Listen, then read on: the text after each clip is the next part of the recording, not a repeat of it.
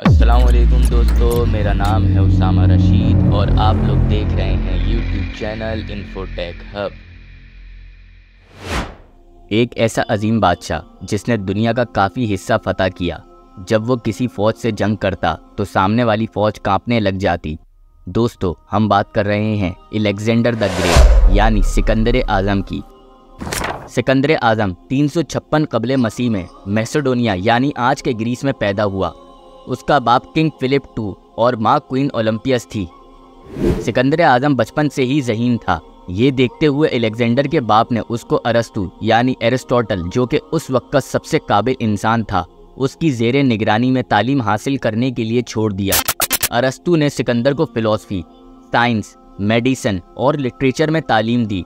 तालीम के साथ साथ सिकंदर आज़म ने मिलिट्री और फिज़िकल ट्रेनिंग भी हासिल करी। उसने शिकार करना सीखा, घुड़सवारी सीखी और जंगी फ़नून सीखे। सिकंदर का बाप यानी किंग फिलिप II को जब भरी महफिल में कत्ल कर दिया गया था तो उसके बाद सिर्फ और सिर्फ 20 साल की उम्र में अलेक्जेंडर ने बादशाहत को संभाला।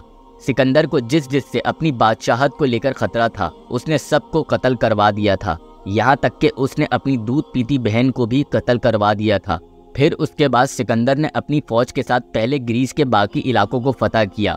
फिर उसने पर्शिया यानी आज के ईरान की तरफ रुख किया। उसने डेरियस III को जंगे एसियस और जंगे ग्वागामेला में शिकस्त दी और पूरा पर्शियन एम्पायर अपनी हुकूमत में ले लिया। उसके बाद उसने मिस्र की तरफ रुख किया और उसको भी फतह कर लिया।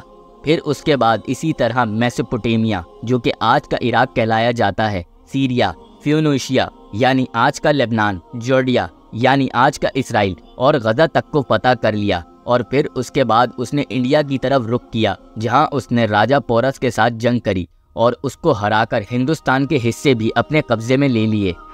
सिकंदर आज़म ने डायरियस को हराने के बाद रोक्साना नामी लड़की से शादी कर ली थी, जिससे उसको एक बेटा भी हुआ था, जिसका नाम उसने अलेक्जेंडर IV रखा था। सिकंदर आज़म की जायदाद उसकी ज़िंदगी के दौरान इतनी ज़्यादा थी कि उसका एम्पायर एशिया और यूरोप के मशहूर इलाकों को कवर करता था। उसकी हुकूमत तकरीबन 2 मिलियन स्क्वायर मील तक फैल गई थी, जो आज के हिसाब से 5.2 मिलियन स्क्वायर किलोमीटर्स के बराबर है। इसमें ग्रीस, इजिप्ट, मेसोपोटामिया, पर्शिया और इंडिया के बड़े हिस्से शामिल हैं। सिकंदर की मौत 323 कबले मसीह में यानी सिर्फ और सिर्फ 33 साल की उम्र में बेबीलोन, जो कि आज का इराक है, नबूकदनज़र के महल में हुई। उसकी मौत का सबब आज तक क्लियर नहीं है, लेकिन कुछ लोग कहते हैं कि वो मलेरिया या पॉइजनिंग की वजह से मर गया। उसकी मौत के बाद उसका जिस्म अलेक्जेंड्रिया ले जाया गया और वहाँ एक मकबरा बनवाया गया, लेकिन आज तक उसकी कब्र की लोकेशन एग्जैक्ट नहीं पता चल पाई। सिकंदर आज़म का मकबरा एक पहली बना हुआ है। उसकी कब्र की एग्जैक्ट लोकेशन और इसकी डिटेल्स के बारे में ज़्यादा मालूमात नहीं मिलती। तारीख और आर्कियोलॉजिकल रिसर्च के बावजूद उसकी कब्र का होना एक मिस्ट्री ही रहा। अलेक्जेंडर की मौत के बाद उसकी पूरी किंगडम में इख्तिलाफ हो गया और उसकी हुकूमत के जर्नल आपस में लड़ पड़े और उन्होंने अपनी छोटी छोटी रियासतें कायम कर ली। और फिर कुछ ही सालों बाद अलेक्जेंडर के बेटे और उसकी बीवी रोक्सेन को भी जहर देकर मार दिया गया।